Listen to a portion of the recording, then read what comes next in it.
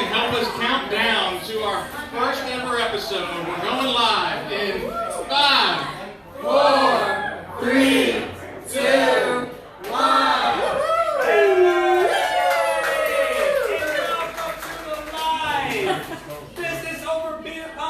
I am your co-host, Ben Surratt. Thank you for coming, everybody! Alongside me, as usual, is Jonathan Kaler. Hello, Jonathan. Well, good evening, Ben. It is a Monday night. We usually record on a different night than a Monday night. And we are live from Ben's Bottle Shop in Vancouver, Washington. I am so excited to be here. And we have with us the gift that keeps on giving. I know you're all down with it. It's the KNOPP, Jason Knopp. I am completely overwhelmed with the amount of people that are here tonight. It's fantastic. Thank you, everyone, for coming out and celebrating this with us. Thank you so much, everybody. Yes! And we do have a guest here that we are going to interview live. We are. But before we do, well, why don't we tell everybody who she is? So this is the patron saint of family-friendly events, Angie Surratt. We are so excited to have you. Thank you for being here. I cannot wait to hear the story. The owner of My Family Guy. We're going to get into your business and get into beer in just a little bit. But we wanted to start by talking a little bit about how we got here. So Ben and I met, believe it or not, less than a year ago. I've only known this cat for about 11 months, and we met on Halloween last year.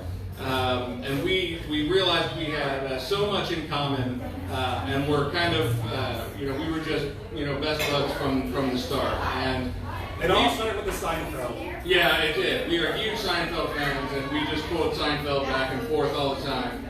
And we were sitting at Hopworks one afternoon, I think in February of this year, and we were drinking beer, and we were talking about his business, and I was talking about my job, and all these things, and we got just that quintessential Seinfeld moment. He looked at me and he goes, "This should be the show.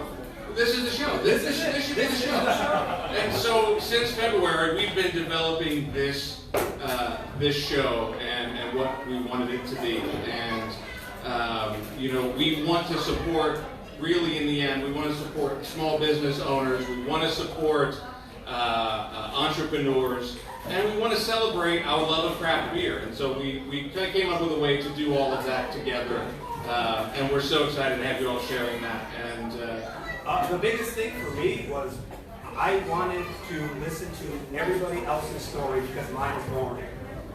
Starting with, hey, I sell manufactured homes and mobile homes. Usually doesn't get the conversation going, so I always ask, so what do you do? And then I realized something. My story is boring, but everybody else's is really cool. And I want to get everybody else's story. So when Jonathan was like, that should be the show. Like, this is it, we should do this. I was like, yes. And then all of a sudden, we booked our first guest. And now we're here. Who was our first guest? He is the gift that keeps on giving.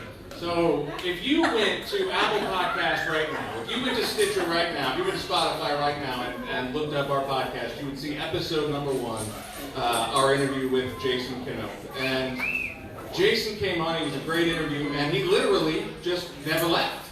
He came back for the second and so talk about that, Jason. Why did you never leave? Well, first of all, I made the wrong decision of coming back. I probably shouldn't have when I think of that.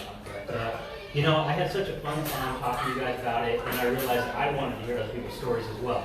So I stuck around, and we've heard some fantastic stories so far, and I'm very excited to hear more. Absolutely. So Ben, what's been the best part, the most challenging part of creating a podcast that maybe you didn't expect when we started doing this just 6 or 8 months ago? Well, I really did. All I thought was we plug in a microphone, we start talking, drink beer, and that's it. But look at this setup here. It's a lot more work than I thought it was going to be.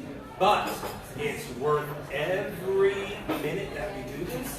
And I want to say, listening to other people's stories as a business owner myself, I I believe I'm a better business person when I listen to other business owner stories. It makes me a better business owner. No question. Yeah. So How about you, Jonathan? What have you learned? Well, for me, I mean, as a professional, I've spent most of my career in front of clients in one form or fashion, either being a client-facing, frontline employee myself, or managing frontline employees. So I have a real passion for the customer experience. I have a real passion for customer service. But I also fancy myself a bit of a big picture guy and a strategy guy, and so for a lot of my career, I've been that sort of liaison between the C-suite and the customer, and trying to take the broader, corporate strategy, and then how do you actually roll that into the reality of what you deal with on the front lines every day. And and it's so exciting to hear how other people who have struck out on their own have done it, and the challenges that they go through. It's just it's so rewarding to learn about businesses that I never knew existed. So that's absolutely, it's been amazing. Knopp, what have you learned? That I shouldn't hang out with you guys that often. No, so I've learned a lot about. So I'm in a networking group called P&I, and there's a bunch of us here tonight, and we get together and we have one-to-one meetings pretty often.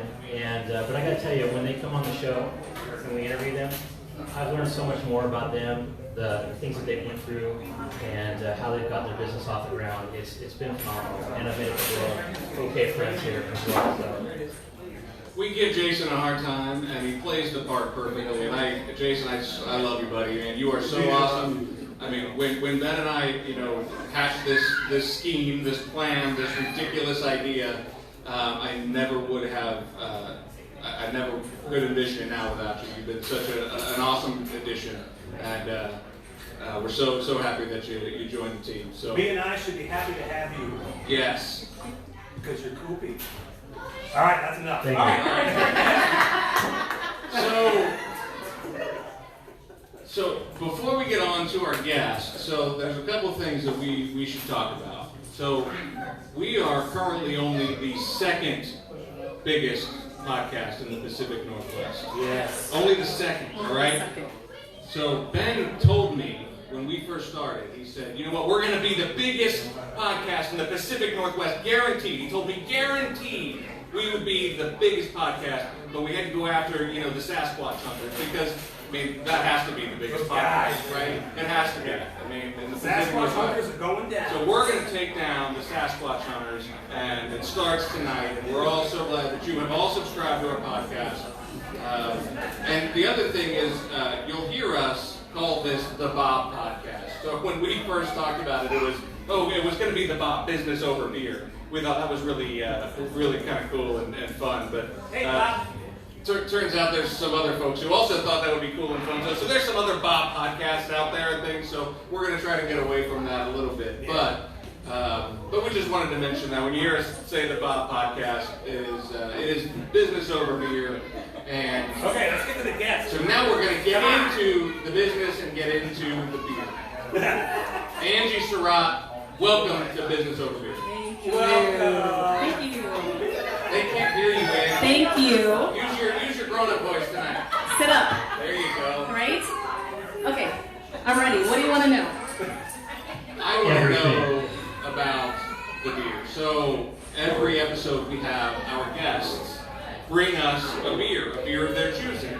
The other part of our show is Angie gives Ben a beer in a brown paper bag, and we call it Angie's Mystery Beer. We have no idea what that beer is and what we're getting ourselves into. She's usually really, really, really mean to us in a good way. Yes, she brings us. She gives us big beers to drink that I know she likes, but they're high in alcohol and they're hurting at times. Yeah. So how did that start for you? I want to know about Angie's Mystery Beer and your thoughts on that. I think the whole high octane beers probably is I'll enjoy like a beer because then I just get full. So my whole thought process is, well, why shouldn't it be high octane? Then I get where I need to be and I'm done. So I don't need to drink 5 beers that are 6%, so let's just do, the double digits. So I thought, well, why not, wouldn't it be fun to do that as part of your show? So that's what I don't know. So, and Ben doesn't drink the high octane typically, and most people I talk with the beer, they're like, oh no, I can't do that. So I was like, well, why not throw it in the mix? It'll just be a little fun by the end of the show. You guys are feeling good, and it'll loosen everything up. She's the type of person that will stab you and smile. We love it. All right, so why don't you unveil the beer that you brought for us tonight? What have you brought for us? All right, let's see here. You're going to have to hold my... Okay, Angela, open the beer.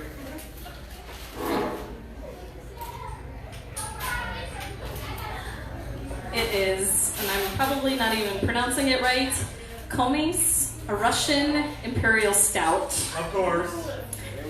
It's an intense roasted flavor lagered for 6 months. It's a product of Poland. Oh, it's a Poland. It's a Polish beer, and it's 12% alcohol. Awesome. Yes, I think so. Where's my wife? You're driving me home, correct? Thank you, Angie. So I hear This show is sponsored by Lyft. yes. All right, So, let's get into the okay, beer. we'll get into drinking some of these. And pour some All beer. right, let's do this. Right. So, We'll just Angie- do little samples. How So about that? while we're waiting for you to pour, Okay. how did you come up with the idea of My Family Guy? Oh wow. Okay. Well, that's a really good question. So there's everything kind of started.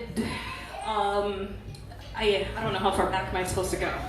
Well, now that we all How have far beer, let's take a quick sip of the beer. All right. Okay, cheers.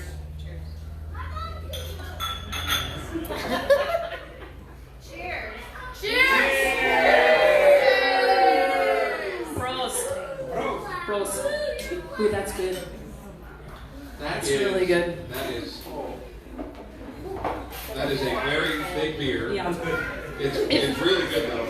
If anybody wants to come up and try some, Yeah, anybody feel wants- free to come up and have a little bit. What do you think, Please do. You're a Pilsner guy. This is probably not in your wheelhouse. No, but it's not that bad. I can drink half a bottle. Yeah. Yeah. It's definitely a child care beer, I think. Yeah. Yes. But that's really good.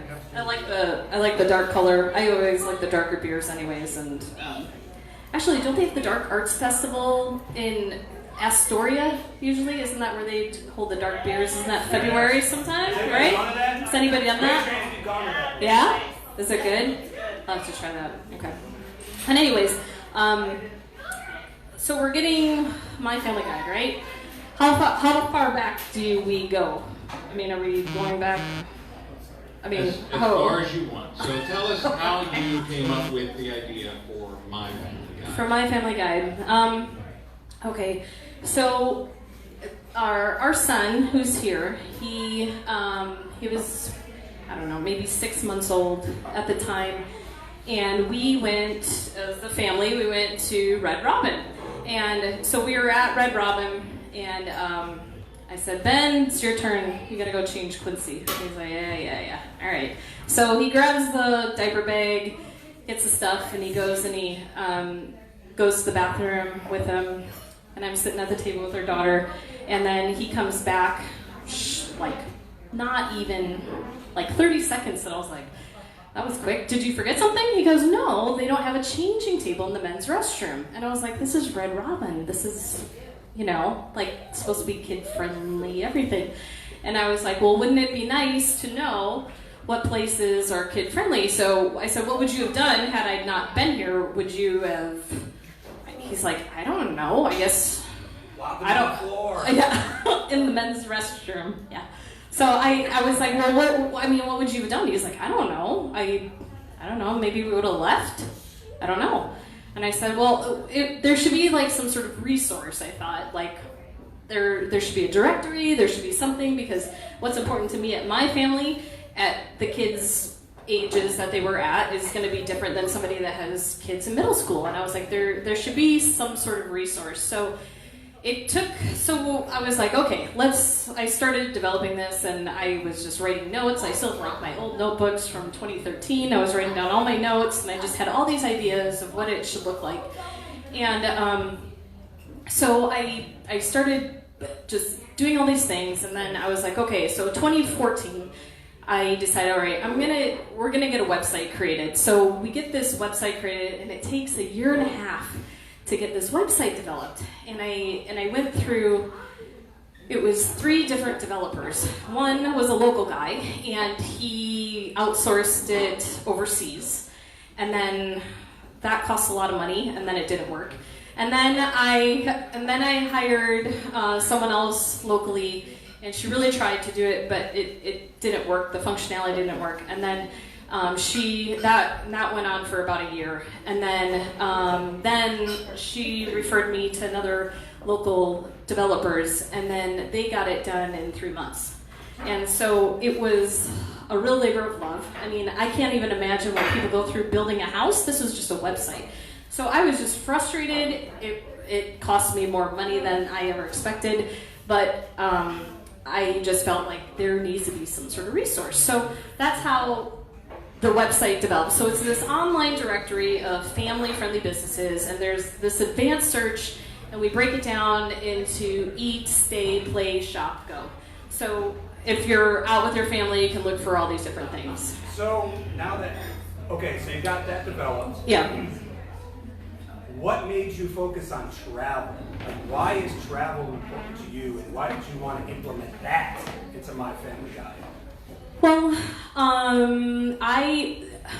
mean, you could go real deep with it, but I guess it was just with our growing up. I didn't travel a lot. It was a single parent. My mom, she had 3 kids, so the big thing that we would do is, grew up in Wisconsin, and it was Wisconsin Dells, and that's like 2 hours away from where you go, and that's once a year you go to this water park, and that's about it. And so I didn't get to leave the state. I think I left the state the first time when I was like 8 years old or something like that. And so when I did, and I was like, oh my gosh, this is amazing. You know, you leave the state and you're like, wow, there's like this whole new world out there. And then you go to another state and you're like, wow, it's really different here. And then, so each place I would go when I was younger, I was just excited, and I wanted to learn more places. So, and as I got older and I started making my own money, I was like, this is something I need to do. I'm just curious about places. And so for me, I just kind of made it an important thing for my kids that I was like, we have the means to be able to travel. I want them to see the things that maybe I wasn't able to see. And the whole thing is you never know. I mean, you hear people, they work their whole lives. Once they retire, then they finally go somewhere and they die. And I was like, I am not going to be one of those people that you never go anywhere, you don't see anything. There's just too much out there to see. And so that just inspired the whole travel part. But then I was like, okay, now how much money am I spending on travel? Is it just smarter for me to get my travel agency license? Can I just will I save money? So I was like, okay. So I started looking into seeing how much it would cost to get my travel agency license, and I was like, okay, this isn't that bad. I could do that. Am I going to save that much money every year by just having our license, and then I'll just use it more for self-benefit than for actual sales? So I did that for the first 4 years, probably. I just had our travel agency license, and then I was like, okay, well, now our other business that we have is kind of, it's working itself a little more. We don't have to be we have to be on hands-on, but we don't have to necessarily babysit every single thing. So I was like, okay, I want to find another revenue of income. And so that's when I was like, okay, maybe we can start the travel portion of it, and I can help families, those that want to start traveling, or if I want to do groups, I can do all those different things. So that's kind of like, okay, we have this going on, now I can start working on other things. And then as that starts developing and working on its own, then I'll work on something else. So it's kind of something I enjoy, but also having those multiple streams of income. So talk about working with your husband. So It's awesome. I obviously Yes. know you guys. I obviously know you guys pretty well, and so it's really. I mean, Drink up your beer. But I'm curious, how do you guys balance your manufactured home business, which is really important, and then finding the time then to try to launch this other business as well as be parents and deal with all the activities? How do you guys work together to try to set those priorities and try to make that work? Great question. So I think a lot of it is Ben and I mean, we've been together for 21 years, married 13 years. So we kind of grew up as adults together, and I think that part, like, we just know each other well, and he knows when he's like, all right, I need to leave her alone today. and the same for him. Like, it works fine because we both have our own projects that we work on, but we fill in the gaps. So it's just communicating with each other. I mean, the best thing for us is we just have like a Google Calendar, who's doing what, who's getting the kids today, who's dropping them off, who has baseball, who has choir, who has whatever after school. And so, I mean, the whole idea, though, for us to have a business was so that we could spend more time together, but also spend more time with our kids. So it's just I mean, it's not like we're at each other every day. Like, we don't see, it's not what people think. Like, you're not at home. We're not at home sitting there looking at each other all day long, and, you know, So it's like, I have appointments, he has appointments, and it's just communicating. But I couldn't imagine our marriage not having a business together, because I think it's just, we have a lot to talk about. And I think that's just made our marriage stronger, because we have something in common together. So we're working the business, we're coming up with strategies. I mean, it's not just like, how was your day? It was good. What did you do at work today? I mean, there's a lot more substance to it. So we're going through all of these experiences as being business owners together. So I think it's made our marriage stronger by doing it. Before we became business owners, it was very just automatic. I mean, you come home, you're tired, you eat dinner. For us, it wasn't fulfilling, I think. And I think, too, we have the My Family Guide. We love to travel as well. Mm-hmm. Yeah, absolutely. So for our business and being married, I mean, yes, there's days that I'm just like, oh my goodness. And I know I'm not the easiest person either. So I mean, he... Hey, what are you all laughing at? So it's both ways. I mean, we just know, like, okay, she needs her space, or I'm like, he needs his space. He's got to do his thing. I got to do my thing, and we just make it work. It's just, I don't think there's a formula. I think it's just, maybe we've just known each other for so long, we just make it work. Yeah. Well, it's funny because I think that, especially for either budding business owners or certainly married couples who are trying to either buy a house or have a family or start a business together, you have this idea, like you said, this formula that you think you have to follow. Mm-hmm. But it probably turns out to more be like, well, what am I going to do today? Yeah. And you just kind of figure it out one step at a time. You're not thinking about it when you're in the moment. as this big thing that you have to tackle. It's I have to figure this out today. Yep. I mean, we've learned that with the podcast, right? Like we're like, all right, September 23rd, we're just going to do it, and we decided that 3 or 4 weeks ago, and we're like, okay, now what do we have to do in the next 3 or 4 weeks to get this going? And I would assume it's probably the same thing for both of your businesses and for your relationship. That you're like, all right, well, we put this goal aside. Now let's just figure out how to do it. Yeah, I mean, it's always, you have your goals, you don't know how you're going to attain them, and you just, like, okay, you just take small steps, you're trying to chew off the elephant little bits by bits, and you try to do what you can to make it work. And so we have ideas, and then you work with those, and then that doesn't work, and then you're like, okay, well, let's try this. And so it's just, you always have to be flexible with what you're doing. Yeah. Well, you recently had a milestone of travel. Oh, And, yeah. could you maybe describe that to us and why you wanted to do that? Why? And whether or not you recommend it for other people. Okay, so what Jason's talking about is my birthday was last week, and it was my 40th birthday, and I was only, I wanted to hit all 50 states before I turned 40. And I don't know if it's a mortality thing or what it was, but it was, let's see, this summer, I had to complete North Dakota, South Dakota, Nebraska, and Alabama. So, I don't know if you've been to those states, but it's not, that's probably why they were my last states, I don't know. So I was... Shout out to Nebraska. Yeah, I know, I'm sorry. It was just...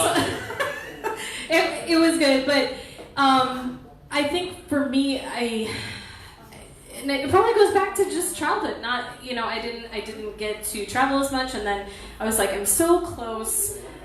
It was after I turned 39 last year. It was like at that time I think I had 6 states left, and I was like, you know what? I got a year. I can pull this off.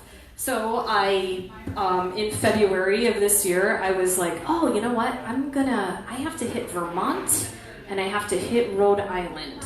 And I was like, okay, how am I going to do this? I have a conference in Washington, D.C., so I flew into Boston, and coincidentally, it was the same day as the Super Bowl, and the Patriots... Okay, I'm going to tell a little story, if that's okay. We have a little time. Sorry. So it was really cool. I think it was cool. So I fly into Boston. This is before the Patriots. I knew the Patriots were going to win the Super Bowl, or they were even going into the Super Bowl. I booked my ticket like early January. So I fly into Boston, and I'm on the flight into Boston while the Patriots are in the Super Bowl, and they win the Super Bowl right before we land, and right when we're landing, pipe down there, Bentley. Pipe down. All right. So right when we're landing, fireworks are going off. Everything. I get in. It's like 11 p.m. local time. And I'm trying to get an Uber or Lyft, and there's none around. I mean, they're saying it's like a 40-minute wait, because they just won, and I was like, all right, well, whatever. And then finally I get one anyways. So I get to my hotel. I'm staying at the Parker House, which is in downtown, right in downtown Boston. It's a historic hotel. So I get checked in. The guy's like, oh, it looks like you haven't been here in a long time. And I said, no, it's been like, I don't know, it was 15 years ago. And he was like, okay, well, let me see if I can find you a room in a separate wing. And I go, that would be awesome. So he gets me a room in a separate wing. It's fine. The next day I go out, I'm touring around town. I just go do my own self-tours and everything. And I come back to my room, and underneath the door is a letter from the hotel. And they say, well, dear guest, thank you for staying with us, but tomorrow the Super Bowl parade is going to be going right by the front of the hotel. And I'm supposed to leave. And so I was like, do I stay? I mean, I'm supposed to drive to Vermont, and then I have to drive down to Rhode Island. But I was like, the Super Bowl parade, I don't like the Patriots. But I don't know. So I was like, yeah, sorry, but I don't like the Patriots at all. And I was like, but so do I stay or what? I don't know. And so I called Ben, and I was like, what do you do? He's like, you gotta stay. Who cares? I mean, who gets to see a Super Bowl parade? And I go, oh, that's true. Not Bears fans. No. So I'm not, all right. Yeah. No, it's not going to happen. So anyway, I was like, all right, I guess I'll stay. I get my luggage. I go to the front desk. I check in my stuff. And I was like, well, I'm going to go walk around. I walk outside. And you would think it's Mardi Gras going on, and this is 9:30 in the morning. I mean, it's nuts. It's nuts. There's people everywhere. They've started closing off the streets already, so I was like, wow, this is insane. So I go do some touristy things. I go to like Paul Revere's house and all this stuff, and then I come back to, I was like, well, I guess the parade's going to start around noon, or I'll go by the hotel around noon. So I start walking back to the hotel. I get to the hotel.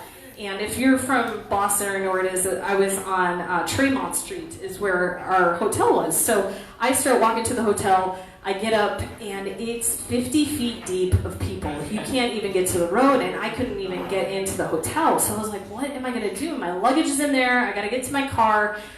I was like, I don't know. So I was like, all right, I'm just going to try to squeeze my way in. They have security at the doors, because they weren't letting just people off the streets because they would have wanted our front row seat. So luckily he's like, ma'am, I need to see your room key. I was like, well, I turned it in because I'm checking out. And this is the day of the parade, and I had already checked out, but my luggage is in there. They're doing a luggage hold. And I was like, can I show you my luggage tickets? And he's like, yeah, okay. So he looks at him, he's like, yeah, that's fine. So I was like, okay. So I get into the lobby, and I get in, and I'm looking right on Tremont Street, and I have this perfect view. There's no one there. Everyone is pushed up against the glass right there, and I can see the whole parade going through, and it was just dumb luck that I had, and probably the worst thing is I don't even like the Patriots, but I was like, whatever, it was pretty cool. So that was just a fun thing, and then I went on, did Vermont, did Rhode Island, and then Knopp goes off. So yeah, Sweet. It was kind of fun. I'm gonna change gears here a little bit. Anybody hear me? Yep. All right. Scott, turn it up. So There we go. when people are like, I don't need a travel agent, I can do it all myself. I have Trivago, what's the other one? Expedia.com. Why do I need Angie to book my group travel? Great question, Ben. So there is an analogy that's kind of in the industry. They're like, do you guys go to Starbucks? Who goes to Starbucks? Never heard of it. Starbucks, right? But do you have a coffee maker at home? Yeah. But you still go to Starbucks, right? Yep. Okay. So you can make your own coffee at home, but you still go to Starbucks, right? Because they're professionals.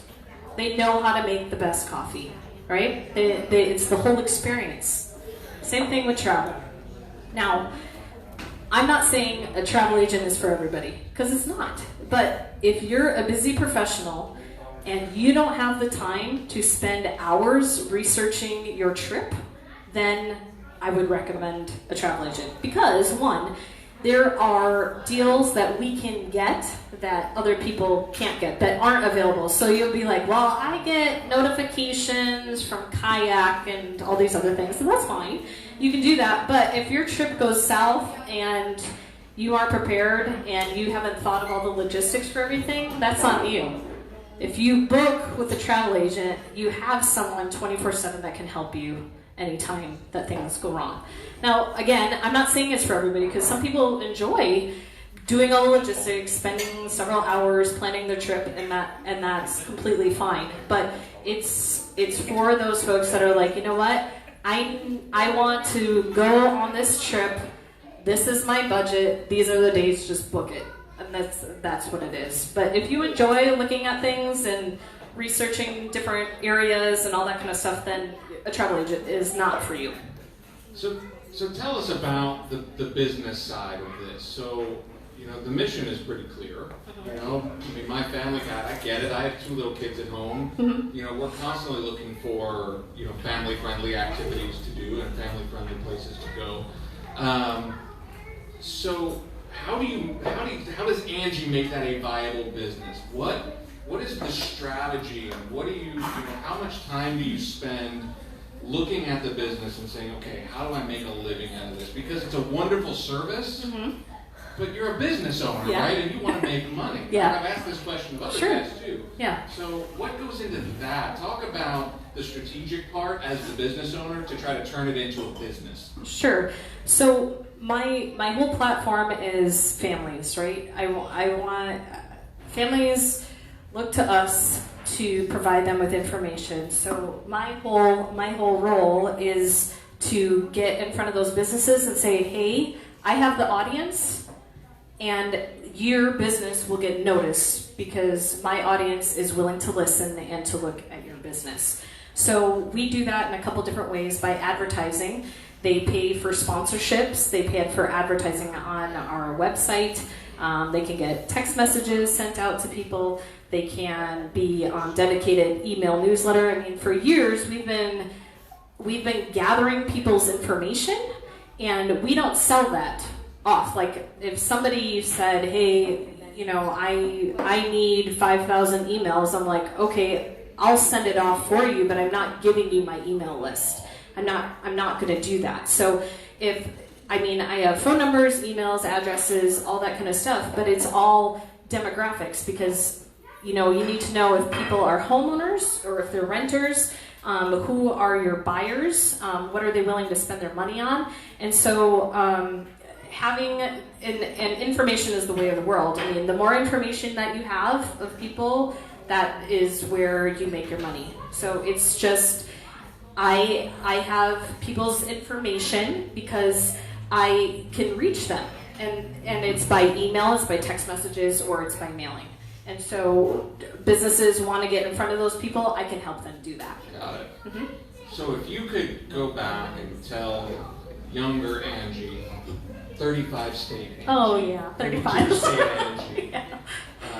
You know, what is the most important thing that you know now about being an entrepreneur that you would impart to a new entrepreneur? Your husband's awesome. Or impart to yourself back then when you were first getting started?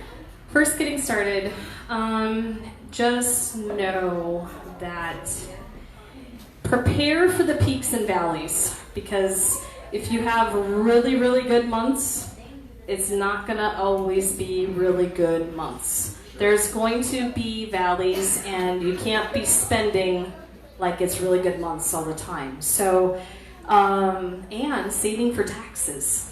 Because I think as an entrepreneur, you're when you're an employee, you're used to everybody taking your money out, paying the taxes, doing all that kind of stuff, and then when the responsibility gets put on yourself, I realized that the first year I was like, oh my God, where am I going to come up with this money to pay for my taxes? And it didn't occur to me. I mean, I thought about it, but I was like, oh, it'll be like $2,000 and I'll be okay. And it was not $2,000. And so I was like, oh my gosh, how are we going to do this? So I learned from the following years, like, hey, I need to set money aside for taxes. So that was probably my biggest learning curve, was taxes. Yes. So out of curiosity, it looks like an average family of 4 spends about $4,800 per year on travel. And it's about 10% of their household income. What would someone expect to get for about that much money for their family for vacation? Great question. For $4,800, I'm biased to cruises, and I think they're the best bargain there is for families. So you're going to pay a little bit to get to your destination, but once you're on that ship and you have 7 days, all your meals are covered, your lodging is covered, your entertainment's covered. If you have kids, they have kids club. They can do all of those things, and parents still get a break too. It's not It's not that, I mean, obviously when you're on vacation, parents want to relax a little bit too. So for us, we enjoy cruises because everybody gets what they want. The kids can go play, parents still get date night on the ship, then you still get to unpack one time, and you get to go to different places each day. And so for me, $4,800, it was $4,800? Yeah, average around there, that's doable. That's doable for a cruise. I mean, you can always, and the nice thing though about cruises is, so even if you plan like a year in advance, you have certain deadlines in which you can pay that bill. So you don't have to come up with the amount of money. So if the cruise is $2,500, right? You don't have to pay it in full that day. Usually you have to put a deposit down. Then they'll say within another 3 months you owe this, and then within 3 months before departure, the remaining balance is due.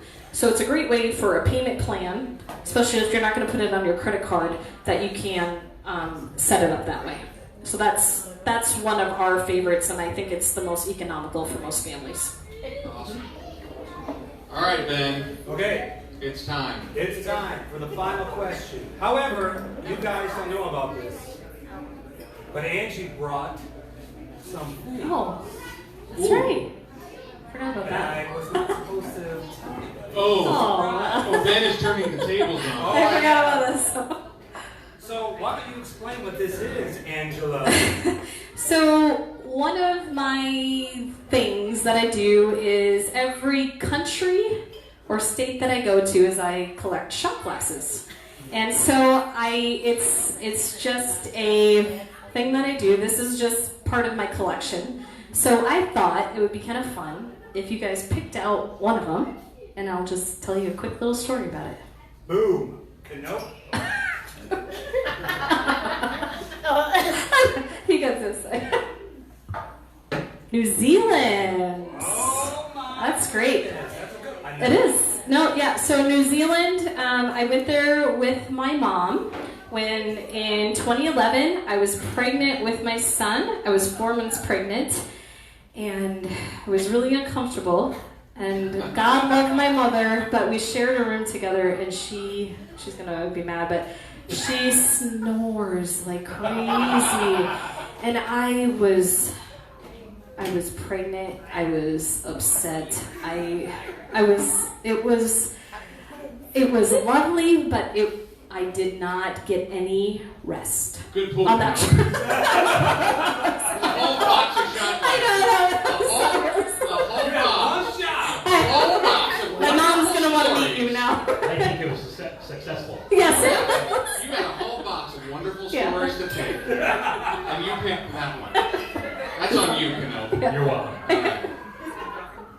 Now it's time. Now it's time for the final question. All right, Angie. Yes. If you were arrested with no explanation, what would you or what would your friends and your family assume you had done?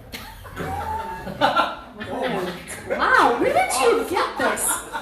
That is awesome. I would love to know this. So yeah, I know. If I was arrested. With no explanation. The cops came in, they put you in handcuffs, they escort you out of Ben's bottle shop. Now we're all talking and we're saying, what do you think Angie did? Oh my God. What do we say? And we would all be talking. I was going over the speed limit, like by 50 miles an hour. So here's why. I got a lead foot a little bit. So we did a road trip when we left this summer, and we left at like 5 in the morning, and we had like 7. I know. Don't tell our insurance agents. It's okay. Yeah. Don't say it. No, I got a ticket I'm only in it. Oh gosh, we're only in it 2 hours, and we have like a 12-hour drive, and I get pulled over, and the kids are like, "Are you going to jail, Mommy?" I was like, Yes. yeah, I was, and they were, so my son sat behind me the whole road trip. And he is looking, I think he's going to be in law enforcement because he was just over my shoulder. He's like, Mommy, you're going 1 over the speed limit. And I said, thank you very much for letting me know. And so, speeding, I've had many speeding tickets. And, like, there's those when you're driving. So I got, and this is my little, I got one coming from Vegas back home, and there's this sign that says it's monitored by aircraft. I'm like, whatever, we're in the middle of the desert. There's no way, there's nothing. Except UFOs. Yeah. So we're driving, all of a sudden I get pulled over. I was like, where was this cop? I had no idea. And so I was going, I think, 25 over, probably. I mean, you're in the middle of no one's going to see you, apparently not. But so I get pulled over, and I ask him, I was like, how did you even know? Like, he goes, aircraft. And I was like, oh, of course. So shame on me. Yeah, I did. So speeding, like going probably like a maniac. Yeah, that would be my arresting. Angie, thank you so much for being part of this show today. If people want to find out more about Angie or My Family Guide, where is the best place to find you? Thank you. It's pretty straightforward, myfamilyguide.com. Awesome. We are on Facebook, Instagram, Twitter, all the good social media stuff. We're so appreciative that you were here. Thank you for putting up with this guy's shenanigans every day. Yeah. And letting him be a part of this. We are coming to you live from Ben's Bottle Shop. They're at 8052 East Mill Plain Boulevard in Vancouver. This is one of my favorite places in all of Portland Metro. Please come check them out. They're wonderful people. If you like beer and you like good food, this is a great place to be. So thank you, Ben's, for having us. We're really appreciative. Thank you, Ben's. Thanks to everybody here.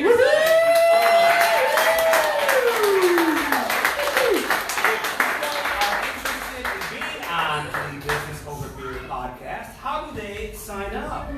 Knopp? Well, they can email me at knopp@bizoverbeer.com. Or just send me a text message if you have my number. I prefer Knopp. Don't you guys have flyers up there, right? That they can take your information, right? They could do that, right? Yes, ma'am. Yeah. And where can they find us? Like, where can they download the podcast?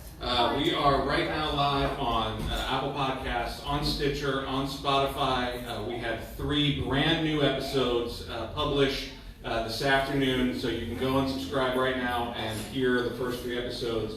The hope is that this episode that we did today with Angie will be live tomorrow, and then look for us every Friday. We're going to be releasing each week a brand new episode, so please subscribe. Please continue to support Business Over Beer. Help us support small business owners and entrepreneurs. And rate us. Yeah, ratings. Honestly, rate us however you like. Any feedback is appreciated. You know, we're all kind of new to this.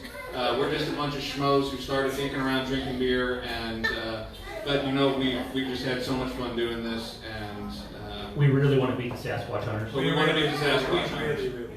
So, and you guys are wonderful. I'm so glad you guys put this together because I've heard tons of positive feedback from all of your guests, and they've really enjoyed being on the show. So I think you guys are doing a wonderful thing. Thanks so much. Yeah. All right, we will see you all next week. You got your raffle? Over Beer. Oh.